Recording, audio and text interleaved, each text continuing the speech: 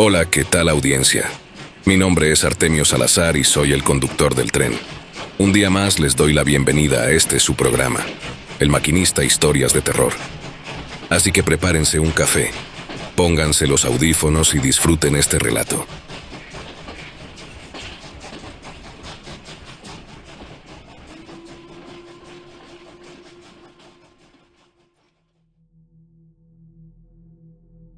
Me llamo Dex Cabún. No es mi nombre real, pero es como me conocen en ciertos círculos.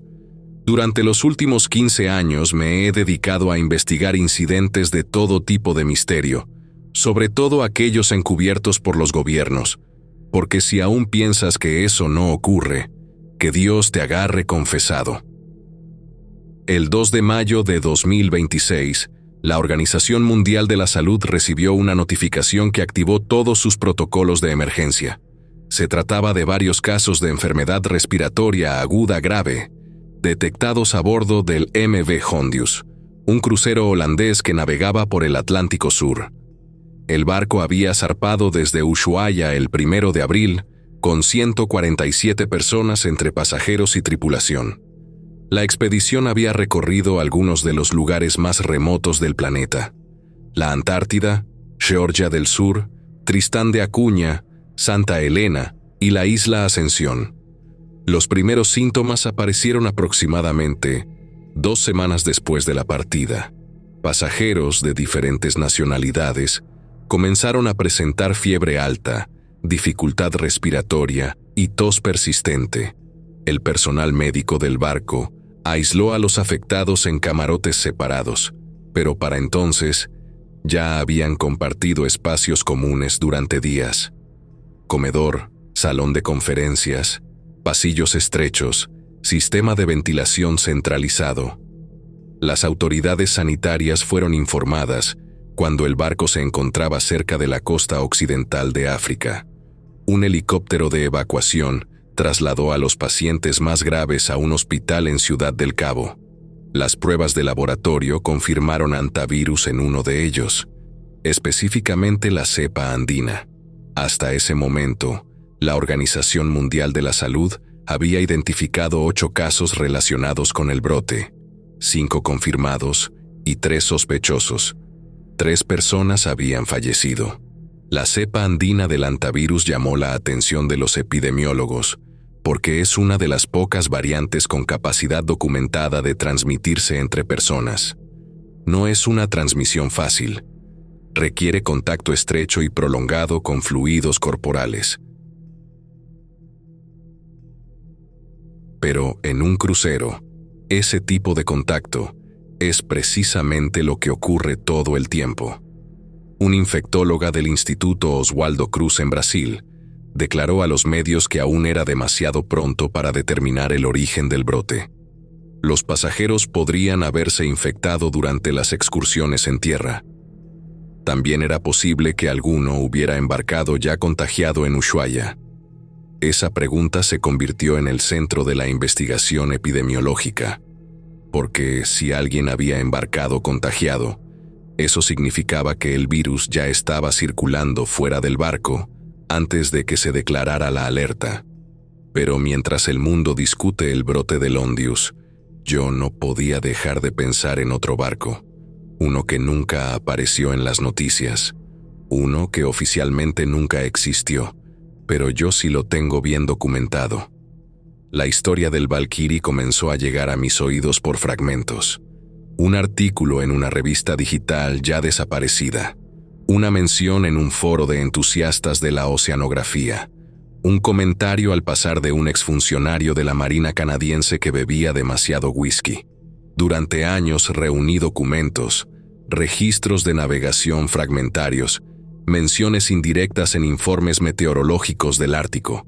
Nada concluyente.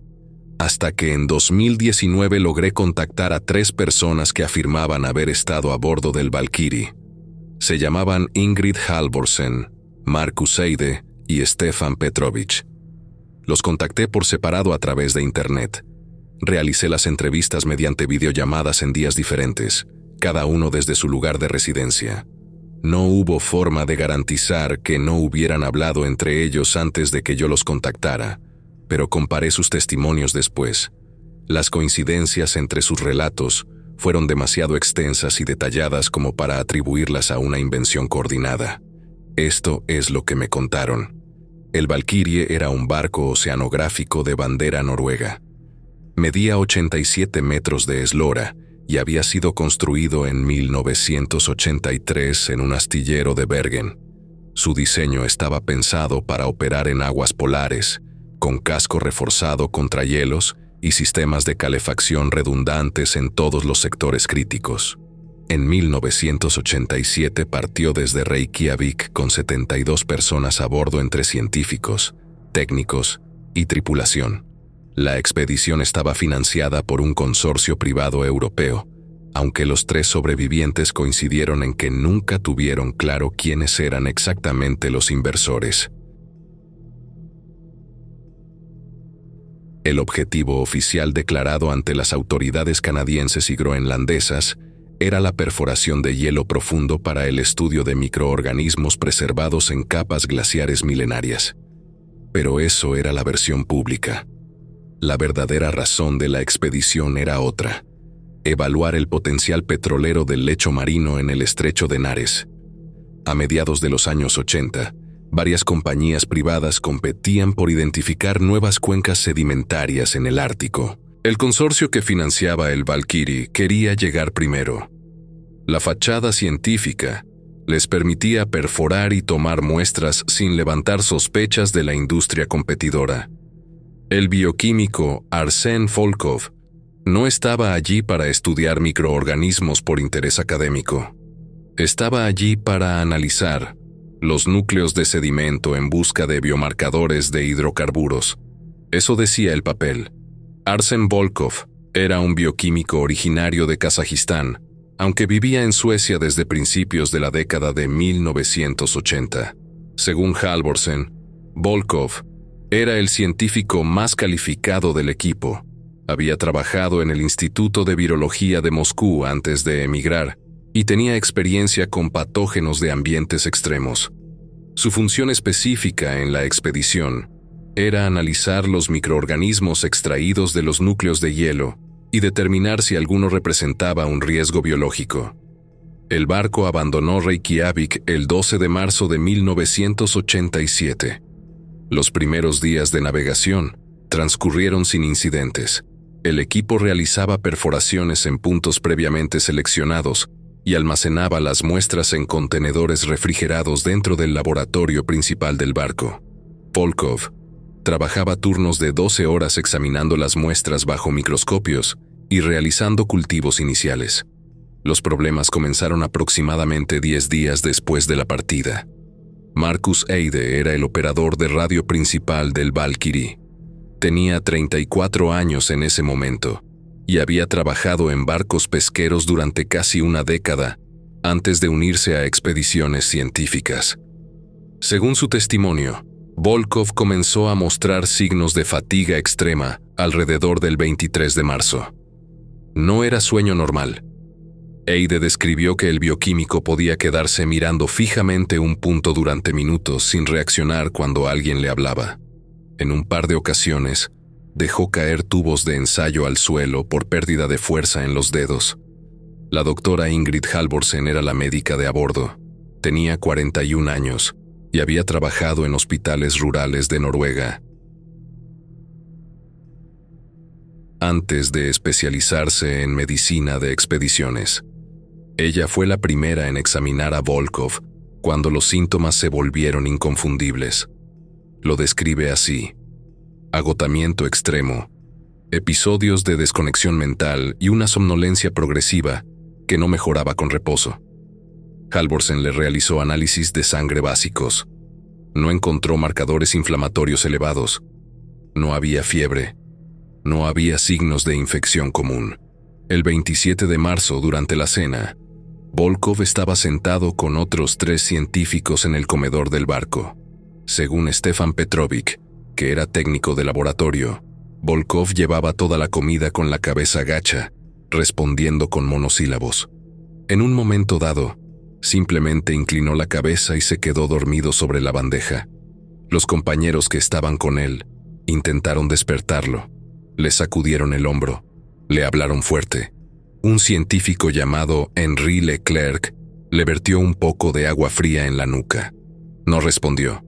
Halvorsen acudió inmediatamente. Revisó sus signos vitales. Volkov respiraba normalmente. Su corazón latía con ritmo regular. Las pupilas reaccionaban a la luz, pero no respondía a ningún estímulo. Podía pellizcarle la piel, presionarle el lecho ungueal con fuerza, incluso aplicarle descargas con un estimulador nervioso portátil. Nada. Lo trasladaron a la enfermería del barco y lo mantuvieron en observación durante horas. Halvorsen le administró fármacos estimulantes del sistema nervioso central. No hubo respuesta. Volkov permanecía en un estado que ella describió como similar a un coma inducido farmacológicamente, pero sin que se hubiera administrado ningún fármaco. La actividad cerebral, medida con un electroencefalógrafo portátil, había descendido a niveles mínimos. No era muerte cerebral, era algo diferente. Era como si el cerebro hubiera entrado en un modo de hibernación profunda. Volkov nunca volvió a despertar. Halvorsen continuó monitoreándolo durante los siguientes días. Mantenía su hidratación mediante vía intravenosa y controlaba sus constantes vitales cada 4 horas. El bioquímico seguía vivo, respiraba, su corazón funcionaba. Sus órganos permanecían activos, pero no mostraba ningún signo de conciencia. Era un cuerpo que seguía funcionando sin un piloto. En los días siguientes comenzaron a aparecer más casos. El primero fue Henri Leclerc, el científico que había intentado despertar a Volkov vertiéndole agua. Leclerc empezó a quejarse de fatiga y somnolencia el 29 de marzo. Para el 31 del mismo mes, estaba en el mismo estado que Volkov. Luego cayó una técnica de laboratorio llamada Sonja Mikkelsen. Luego un marinero llamado Jürgen Haugen. Luego la propia asistente de Halvorsen, una enfermera joven de nombre Karen Berg. Halvorsen me dijo que lo más desconcertante era el patrón. No parecía una enfermedad infecciosa típica. No había fiebre, no había erupciones, no había tos, ni estornudos, ni diarrea. Solo una fatiga creciente seguida de un colapso neurológico irreversible. Los afectados caían en un sueño profundo del que nadie podía despertarlos. No reaccionaban al dolor. Descargas eléctricas aplicadas en los brazos no producían respuesta. Los fármacos más potentes que Halvorsen tenía en su botiquín no tenían ningún efecto. Lo más perturbador era la aparente tranquilidad del proceso, según sus palabras textuales. No parecía una epidemia. Parecía como si el cerebro simplemente se apagara. Para el 6 de abril, 17 personas mostraban síntomas en distintas fases. El capitán del Valkyrie, un noruego llamado Erik Sunde, tomó la decisión de suspender la expedición y poner rumbo sur hacia el puerto canadiense más cercano. Pero la velocidad máxima del barco era de 14 nudos y estaban atrapados entre hielos cerca del estrecho de Nares. La comunicación por radio era intermitente debido a la actividad solar. Eide, el operador, logró transmitir un mensaje parcial a la Guardia Costera canadiense antes de que la señal se perdiera. Sunde ordenó aislamiento estricto. Los enfermos fueron trasladados a camarotes individuales en la cubierta inferior. Todo el personal debía usar guantes y mascarillas al entrar en contacto con ellos. Las áreas comunes fueron cerradas. La ventilación se redirigió al exterior sin recircular, medidas similares a las que se tomarían décadas después en el Ondius. Pero no detuvieron el avance. Para el 10 de abril, 31 personas estaban afectadas, entre ellas el propio capitán Sunde. Marcus Eide fue uno de los últimos en caer, pero logró recuperarse. Según su testimonio, cuando empezó a sentir los primeros síntomas, Halvorsen le administró un tratamiento experimental que había preparado con los suministros de laboratorio del barco. No quiso darme detalles precisos sobre la composición de ese tratamiento.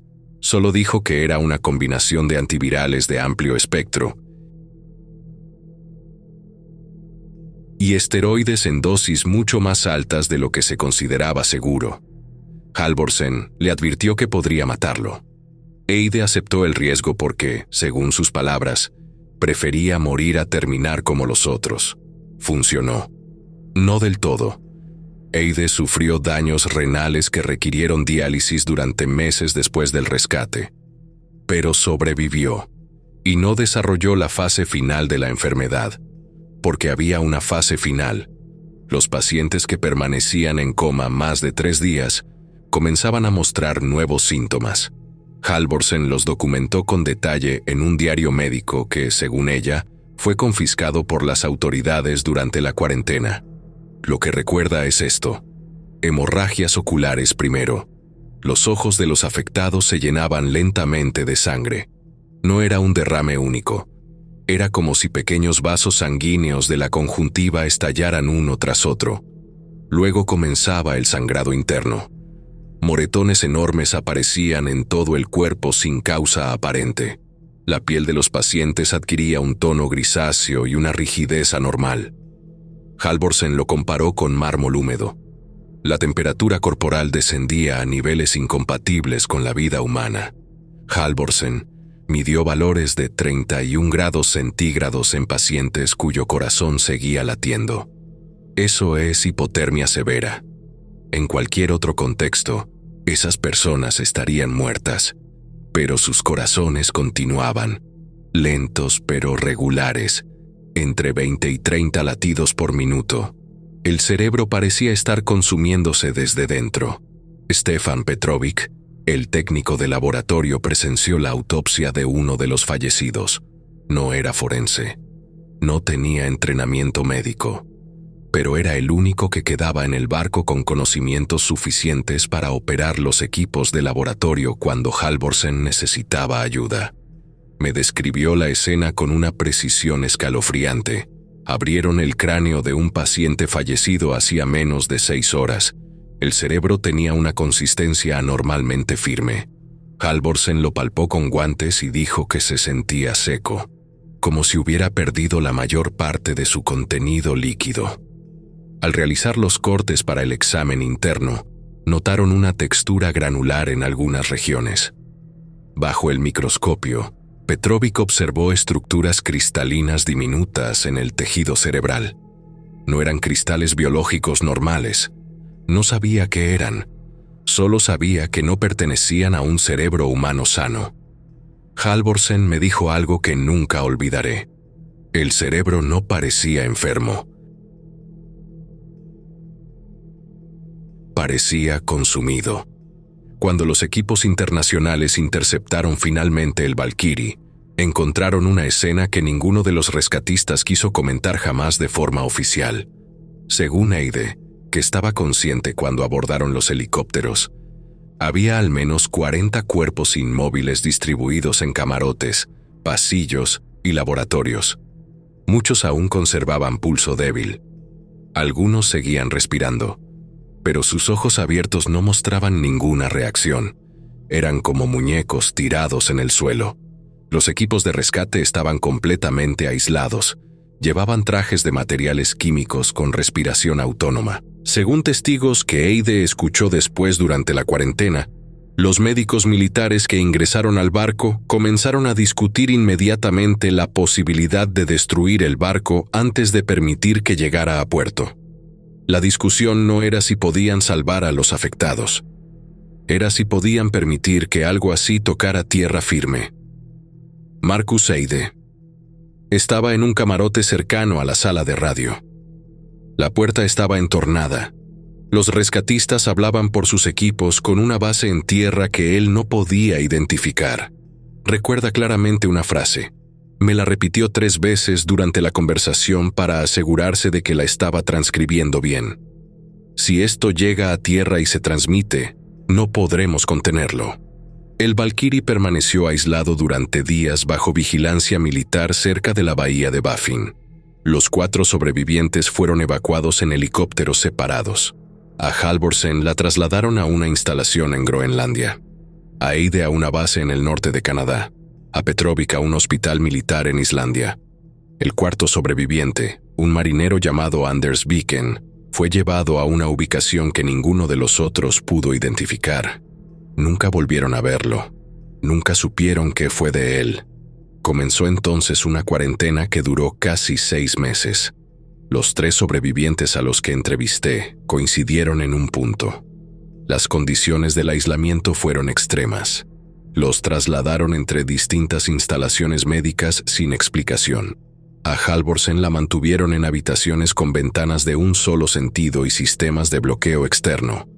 Los análisis eran diarios: extracciones de sangre, punción lumbar, biopsias de médula ósea, estudios de imagen del cerebro, evaluaciones neurológicas completas. Los médicos que los atendían rotaban constantemente. Ninguno permanecía más de 2 semanas a su cargo. El temor principal de los investigadores, según Halvorsen, era que la enfermedad permaneciera latente en sus organismos. No sabían si eran portadores asintomáticos, no sabían si podían reactivar el agente tiempo después o si podían transmitirlo a otras personas sin mostrar síntomas ellos mismos. Cada vez que uno de los sobrevivientes estornudaba o tosía, el personal médico entraba en alerta y se realizaban nuevas baterías de pruebas. Markus Eide me dijo algo que resume bien el estado mental de todos ellos durante ese periodo. Nadie sabía si nosotros seguíamos infectados. Lo más inquietante era el comportamiento de los propios especialistas. Halvorsen declaró que algunos médicos evitaban permanecer demasiado tiempo dentro de las salas de observación. Realizaban sus chequeos rápidamente y se retiraban. El personal sanitario era reemplazado continuamente, a veces cada 3 o 4 días. Según ella, existía miedo real de que el agente infeccioso pudiera mutar nuevamente y encontrar una forma de transmitirse de manera más eficiente. Fue durante esa cuarentena cuando los sobrevivientes comenzaron a escuchar fragmentos de información sobre lo que se había encontrado realmente en las muestras biológicas del Valkyrie. Petrovic fue el que me dio los detalles más específicos.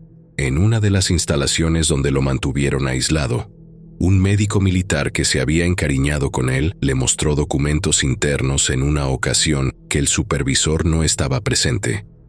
Petrovic no alcanzó a leerlos completos, pero el médico le resumió el contenido. Los análisis del tejido cerebral de los fallecidos habían revelado algo extraño. El agente responsable no se comportaba como un virus conocido. No seguía los patrones de replicación normales. No inducía una respuesta inmune típica. En cambio, parecía interactuar directamente con las proteínas responsables de la transmisión sináptica, silenciando selectivamente regiones del cerebro mientras dejaba intactas las funciones autónomas básicas como la respiración y el ritmo cardíaco. Eso explicaba por qué los pacientes seguían vivos pero inconscientes. El agente no mataba las células cerebrales directamente, las volvía inactivas. Petrovic también mencionó algo que me heló la sangre cuando lo escuché. Según los documentos que el médico le mostró, el agente presentaba velocidades de adaptación biológica imposibles para cualquier patógeno natural conocido en ese momento. Cambiaba estructuras moleculares y comportamiento neurológico en cuestión de horas. Cuando los investigadores intentaban desarrollar anticuerpos neutralizantes, el agente modificaba sus proteínas de superficie y volvía a empezar. Era como si estuviera aprendiendo. Algunos investigadores de los equipos de análisis comenzaron a sospechar que no se trataba de un patógeno natural. Esa frase apareció en documentos filtrados años después. La hipótesis jamás fue confirmada oficialmente, pero dentro de ciertos círculos comenzó a hablarse de un organismo diseñado artificialmente mediante ingeniería biológica experimental, la posibilidad de que alguien hubiera creado aquello deliberadamente. La enfermedad recibió entonces un nombre no oficial. Lo mencionaron en documentos internos que más tarde serían filtrados a publicaciones especializadas. La llamaron Valkyrie Syndrome en inglés, pero los sobrevivientes la conocían por otro nombre: el virus del sueño eterno. Semanas después de iniciada la cuarentena, las autoridades concluyeron algo terrible. Según los testimonios de Halvorsen y Eide, a través de conversaciones con el personal médico, que gradualmente se volvían menos cuidadosos con la información que filtraban, no existía forma segura de descontaminar completamente el Valkyrie. Los especialistas temían que el agente permaneciera activo en superficies metálicas, en los conductos de ventilación, en los laboratorios biológicos del barco. Habían probado todos los desinfectantes disponibles en las concentraciones máximas seguras. El agente sobrevivía. Algunos métodos físicos como la radiación gamma podrían funcionar, pero no podían aplicar eso a un barco entero sin desmontarlo pieza por pieza. La decisión final, según los 3 sobrevivientes, fue extrema. El Valkyrie fue remolcado desde la bahía de Baffin hacia una zona remota del Atlántico Norte. Las coordenadas exactas nunca fueron reveladas. Los sobrevivientes escucharon diferentes versiones. Cerca de la dorsal mesoatlántica, al sur del estrecho de Dinamarca, en una fosa de más de 3.000 metros de profundidad. El barco fue hundido deliberadamente mediante explosivos militares colocados en puntos estratégicos del casco. La mayoría de los cuerpos permanecieron dentro. No había forma segura de recuperarlos o de incinerarlos sin riesgo de aerosolización de la gente. Era más viable sellar todo en una tumba de acero bajo kilómetros de agua salada. Nunca hubo un comunicado oficial. No aparecieron fotografías verificadas, y mucho menos se presentó un informe a ninguna organización internacional.